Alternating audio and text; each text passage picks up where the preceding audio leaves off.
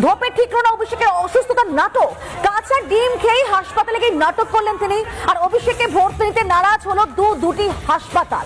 দুটি হাসপাতাল ঘুরলেও ভর্তি নিল না কেউই অভিষেককে। বেসরকারি হাসপাতালে অভিষেককে ভর্তি করতে নারাজ।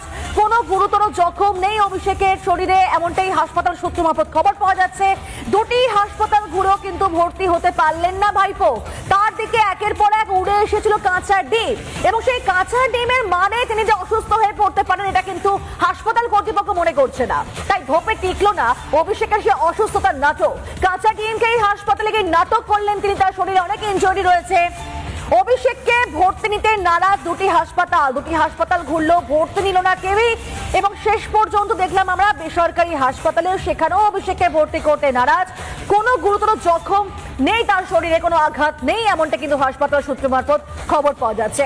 আর এই এ কি অভিষেকের নাটক তো ধরা পড়ে গেল। অভিষেককে তো হাসপাতালেও ভর্তি নিচ্ছে না। আর ভিডিওটা প্রচুর পরিমাণে শেয়ার করে দিন।